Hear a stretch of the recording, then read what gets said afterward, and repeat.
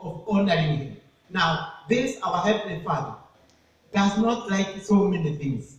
There are things which he likes, so that once we honor him, once we love him, once we obey him, now he just releases blessings to his children, blessings to his people. So we have to learn, how can I tap blessings from God? Just as how you have to seek how to tap blessings from your dad, from your earthly father. Now, because he carries your blessing, your earthly father carries your blessing. Therefore, you have to find ways and means of tapping that blessing from your father, right from the time you are young, even to the time you are old. As long as your father is there, your dad is there, you are about to tap blessings from him. Every time he tells you, God bless you. Every time he tells you, thank you, I receive, may God do something good to you. Those words from your dad, you actually mean a lot in your life. And therefore, God as our Father demands his honor. And therefore, we have to know that this honor which God requires, we actually do it. We actually honor him in different ways which have been tabulated in the Holy Scriptures. Now, and those are the things which I want us just to look at, and we see whom can God bless as a father. Whom can God bless as a father? Now, when we look at, let's look this by looking at Psalm 1. If you look at Psalm 1, I want us to read that because it is important that we read direct from the Bible. Wherever you find that scripture, it is for you to see that we read this because it is important. Psalm 1. Let me read it for you from wherever you are. Maybe you don't have a Bible with you, but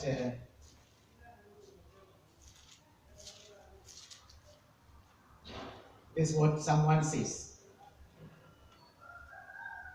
Let me read it to you. How blessed is the man who does not walk in the counsel of the wicked, nor stand in the path of sinners, nor sit in the seat of the scoffers.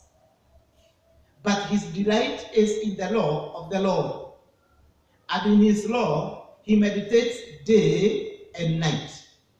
And he will be like a tree firmly planted by streams of water, which yields its fruit in its season, and its leaf does not wither. And in whatever he does, he prospers. How blessed is that person? Now, when we come to godly blessings, or these blessings, as I have said, blessings do not contain only material blessings, not on what you possess. For life, Jesus said, is not in your possessions.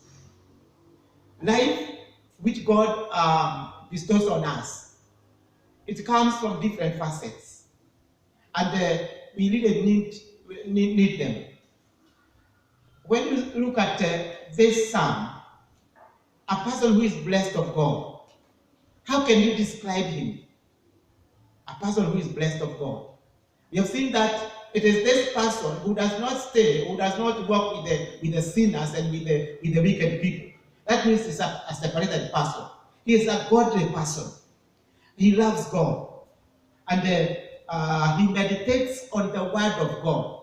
That means he's a saved, in our local term, in our today's term, the spiritual term is that he is a saved person like you and me. You have given your life to God.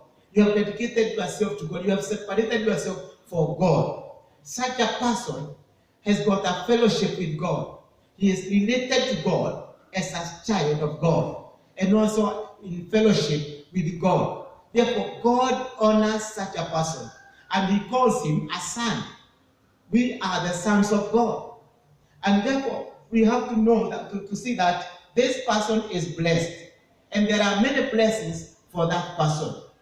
Now, The blessings of God which come unto us every day is that He provides unto us what we require every day. It is Him who looks after your health. It is Him who looks at how you live. Do you have peace in your life? Do you have joy in your life? Do you have satisfaction in your life? Has He supplied all your needs according to His riches in glory? Now, all these promises are blessings from our dear Father who is in heaven. When we honor Him and when we separate ourselves for Him and we give Him the first position in our lives, we become godly people and we become sons whom He can bless. Therefore, and the Bible is saying that whatever such a person does, he prospers. So his blessings are bound in that. That person is blessed. And therefore, if you have given your life to Jesus and to God and you have committed your life to God, let me tell you that you are a candidate of God's blessings. They are yours.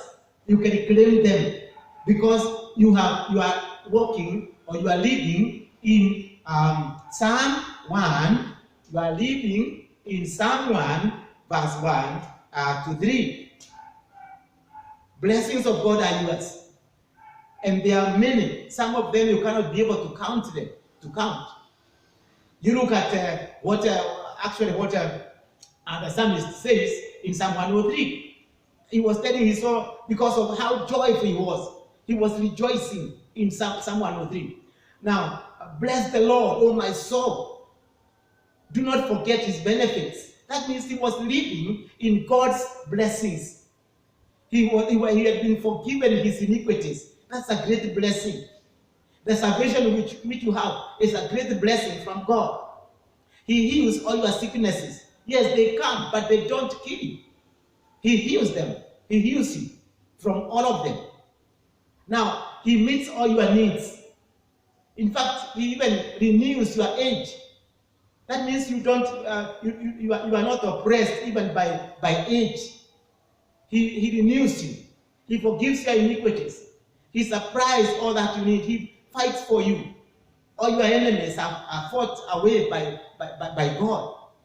You are in that category if you have given your life to God. If you are living in Psalm 1, verse 1 to 3.